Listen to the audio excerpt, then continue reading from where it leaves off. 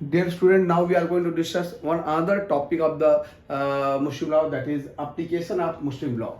Or in other words, we can say that who is Muslim?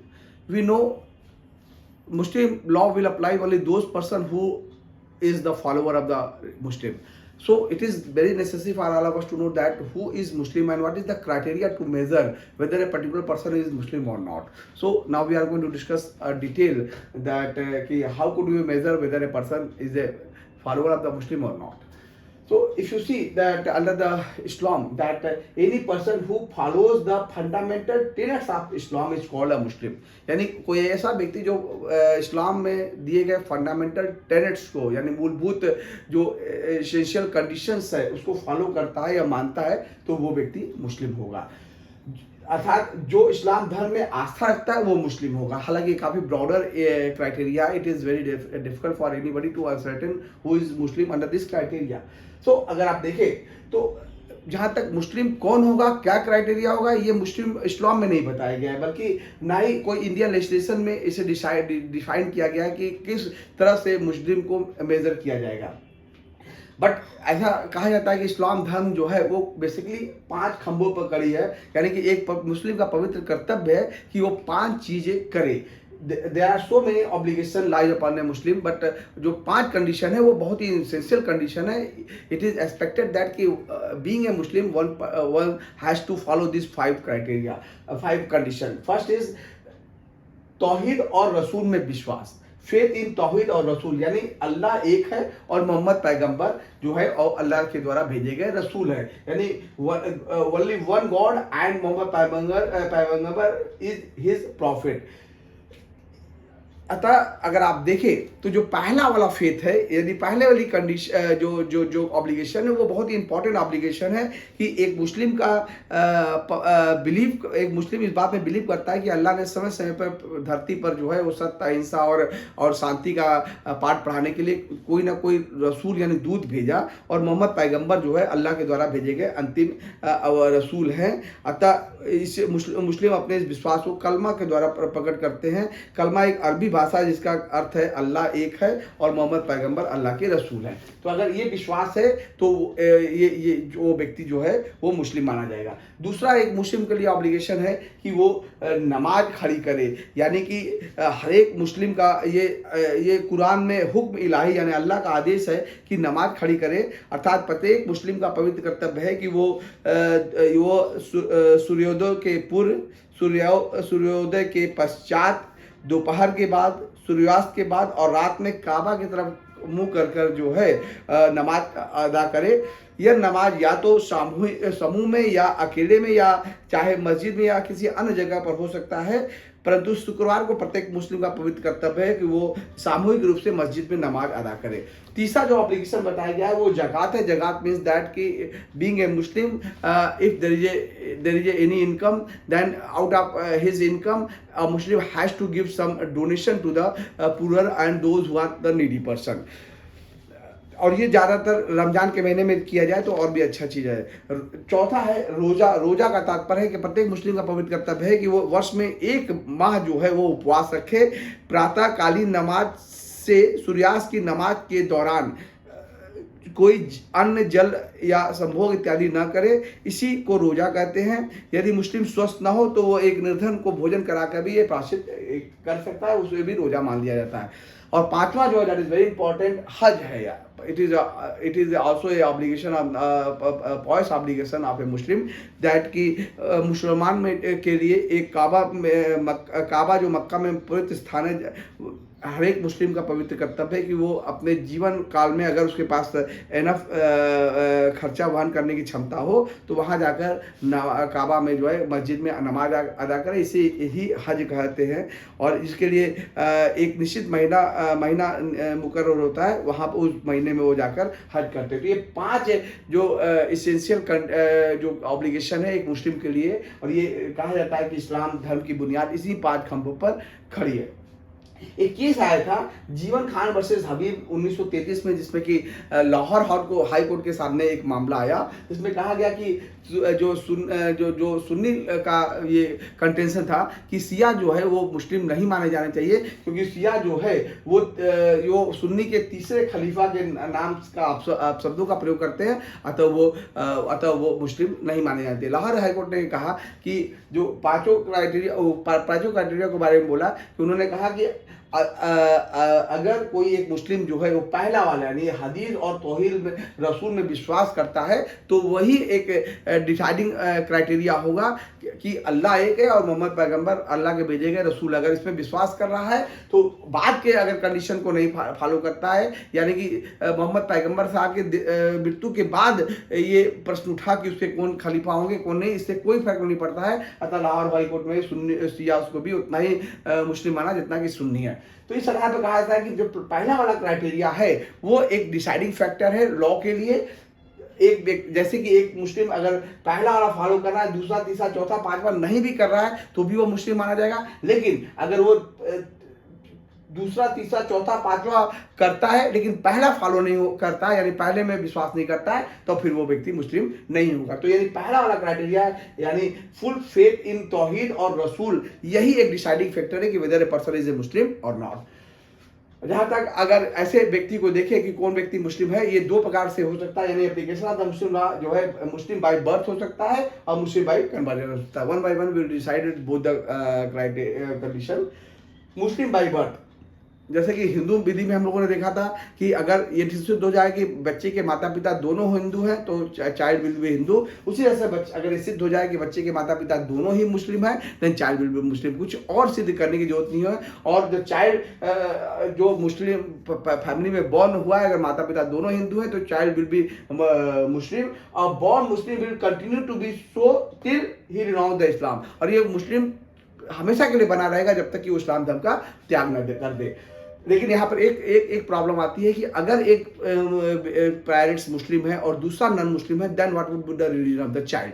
ऐसी स्थिति में कहीं मुस्लिम लॉ में कहा गया था, ऐसी स्थिति में भी अगर एक भी बच्चे का धर्म पेरेंट्स हिंदू मुस्लिम है तो जन चाइल्ड विल बी हिंदू। लेकिन भारत में ये कंडीशन नहीं मानी गई है। भारत में स्पष्ट कहा गया है कि अगर एक पेरेंट्स हिंदू मुस्लिम है और दूसरा नॉन मुस्लिम है तो ऐसी स्थिति में bringing of the child shall be the Paramount consideration, यानी बच्चे का लालन पालन कैसे हुआ है ये डिसाइड करेगा कि बच्चा जो है वो बच्चे का धर्म क्या होगा। अगर क्योंकि यहाँ पर स्पष्ट तौर पर कहा गया कि भारतीय कंडीशन, ये केस जो कि भारत का संविधान 1950 में लागू हो गया था और every person shall be equal before the law. 1950 से पहले जो है कास्ट के मामले में भारत में जो है वो बच्चे का पिता का जो कास्ट होता था वही बच्चा इनहेरिट करता था। लेकिन जहाँ तक धर्म की बात है, भारत चाहे हिंदू हो चाहे मुस्लिम हो, दोनों में ही क्राइटेरिया एक ही है कि अगर एक पेरेंट्स हिंदू है और या मुस्लिम है, दूसरा कोई दूसरे धर्म का है, तो ऐसी स्थिति में ब्रिंगिंग यानी बच्चा अगर मस्जिद जा रहा है, नमाज अदा करता है, रोजा रखता है तो child will be Muslim. Otherwise कुछ और कर रहा है तो बच्चे के ब्रिंगिंग अप जो है वो डिसाइडिंग फैक्टर होगा। अगर एक पेरेंट्स हिंदू है और दूसरा नॉन मुस्लिम, एक पेरेंट्स मुस्लिम है और दूसरा नॉन मुस्लिम है, then deciding factor will be the bringing of the child. जहाँ तक दूसरे क्राइटेरिया की बात है कि मुस्लिम भाई कन्वर्जन की कैसे कन्वर्जन करके भी कोई व्यक्ति हिंदू नॉन मुस्लिम जो है मुस्लिम बन सकता है। ये हर धर्म में है कि कन्वर्जन करके कोई व्यक्ति किसी विशेष धर्म का फॉलोअर बन सकता है। तो मुस्लिम में भी है कि अगर कोई नॉन मुस्लिम है, हिंदू है, क्रिश्चियन है, वो मुस्लिम बनना चाहता है तो वो कन्वर्ट करके मुस्लिम बन सकता है। कन्वर्जन की जो तीन एसेंशियल शर्तें हैं, पहला है वो the person must be major, यानी और मेजॉरिटी की उम्र जो है वो ऑप्शन ऑफ प्योरिटी नहीं है बल्कि 18 साल। Indian majority act says that कि once person is completed the age of 18 years that person shall be treated as a major।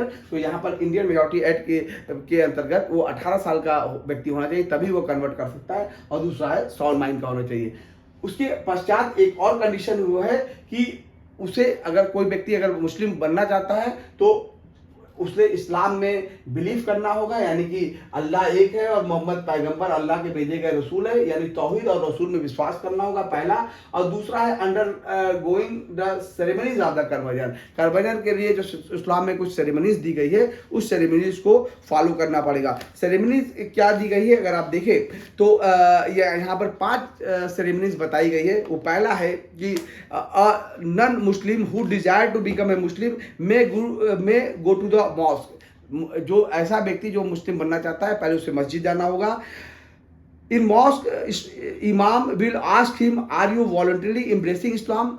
इमाम उससे पूछेगा कि क्या तुम स्वेच्छा से इस्लाम धर्म को स्वीकार कर रहे हो। और तीसरा है if the person reply in positive, वो अगर हाँ में आंसर देता है then he is given the कलमा ऑफ तौहीद ला इल्ला इल्लल अल मोहम्मद दौर रसूल उल्लाह, meaning there by that there is only one God and Muhammad is his prophet is reside. ये पढ़ के उसे वो सुनाएगा कि अल्लाह एक है, मोहम्मद पैगंबर अल्लाह के भेजे गए रसूल है, इसको वो रिसाइड करेगा। और चौथा है on completion of the recitation of the कलमा of the tauhid the ceremony is of the conversion is complete and non Muslim become a Muslim.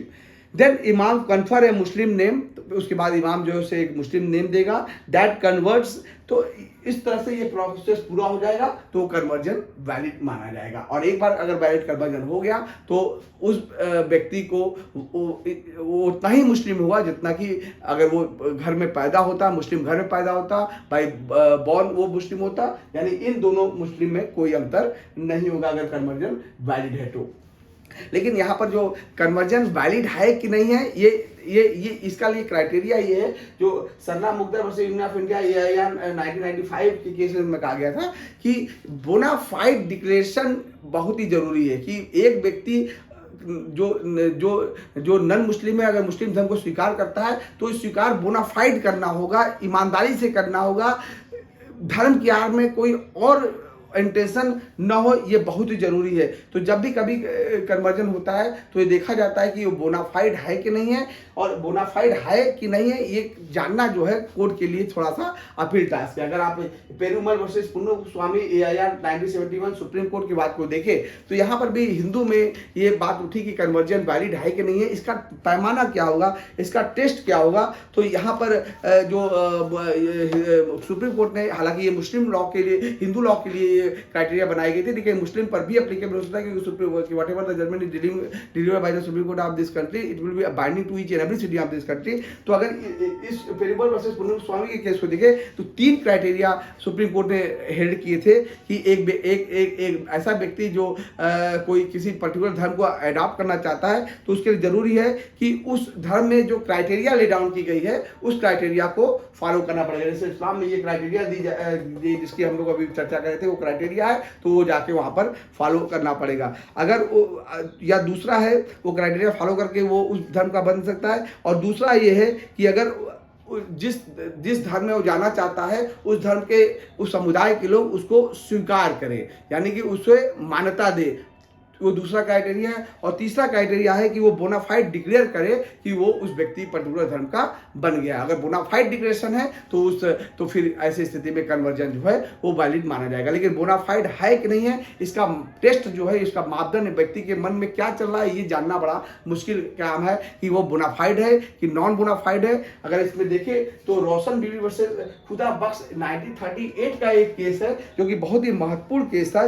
और इस केस में ये प्रश्न उठा कि वो बोनाफाइड डिक्लेरेशन है कि नहीं है। ये इस केस में जो है एक मुस्लिम महिला ने ये कहा कि मुनीर महिला ने डिक्लेयर किया that he has no faith in God और कुरान और and the prophet then it is enough to prove renunciation. अगर कोई व्यक्ति, इस केस में कहा गया कि अगर कोई व्यक्ति तौहीद और अल्लाह में तौहीद और रसूल में विश्वास नहीं करता है तो उसको कुछ और सिद्ध करने की जरूरत नहीं है, वो मान लिया जाएगा कि उसने रिनाउंस किया है। हालांकि ये बड़ा इंटरेस्टिंग केस था। इस केस में जो है वो जो जो जो डिस्ट्रिक्ट कोर्ट थी उसने उसने महिला से ये कहा, हालांकि महिला ने उसने इस्लाम धर्म को कन्वर्ट करने की बात की थी। तो जब उस कोर्ट के सामने, डिस्ट्रिक्ट कोर्ट के सामने वो महिला को लाया गया और डिस्ट्रिक्ट जज ने उससे कहा कि bring a plate of pork to be brought and wife was asked to eat it. Pork को लाया गया और वाइफ से कहा गया कि इसे आप खाएं। She refused to eat, so the court concluded that her apostasy was not bona fide. जब उसने उस पोर्क को खाने से मना कर दिया तो डिस्ट्रिक्ट कोर्ट ने कहा कि उसका जो जो जो जो जो रिनाउंसिएशन ऑफ द रिलीजन है वो बोनाफाइड नहीं है, अतः उसने कन्वर्जन से को इनवैलिड बताया। लेकिन बाद में जब ये मामला जो है लाहौर हाई कोर्ट में गया तो लाहौर हाई कोर्ट ने एक बहुत अच्छी बात की। वन में relinquish a faith, Lahore high court ने कहा कि कोई व्यक्ति खाना पोर्क खाए या न खाए उसके टेस्ट की बात है। इससे इस बात के लिए कंक्लूजन नहीं निकाला जाएगा कि उसने बोनाफाइड कन्वर्जन किया है कि नहीं किया है। ये किसी पर्टिकुलर खाने को खाना ना खाना उसका टेस्ट का विषय हो सकता है, लेकिन ये पैमाना नहीं हो सकता है कि वो कन्वर्जन वैलिड है कि इनवैलिड है। उस आधार पर उसने कन्वर्जन को वैलिड माना। तो कुल मिला के कहा जाए तो in short we can conclude by saying that कि एक मुस्लिम जो है बाय बर्थ मुस्लिम हो सकता है, अगर माता पिता दोनों मुस्लिम हो तो चाइल्ड विल बी मुस्लिम। अगर एक नॉन मुस्लिम है तो ऐसी स्थिति में bringing of the child shall be the Paramount consideration. और जहां तक कन्वर्जन की बात है कि अगर प्रोसेस यानी मेजर है, साउंड माइंड का है और व्यक्ति ने तौहीद और रसूल में विश्वास व्यक्त किया है, प्लस मस्जिद में जाकर एक पर्टिकुलर सेरेमनीज फॉलो कर ली है, तो ऐसी स्थिति में वो कन्वर्जन वैलिड होगा और वो व्यक्ति भी उतना ही मुस्लिम होगा जितना कि बाय बर्थ एक व्यक्ति मुस्लिम है। तो कुल मिलाकर इस क्राइटेरिया के आधार पर हम लोग ये डिसाइड करेंगे कि एक मुस्लिम पर पर्सनल लॉ लागू होगा या एक व्यक्ति मुस्लिम है कि नहीं है। ये इसके लिए ये पूरा क्राइटेरिया ले डाउन किया गया है। Thank you very much.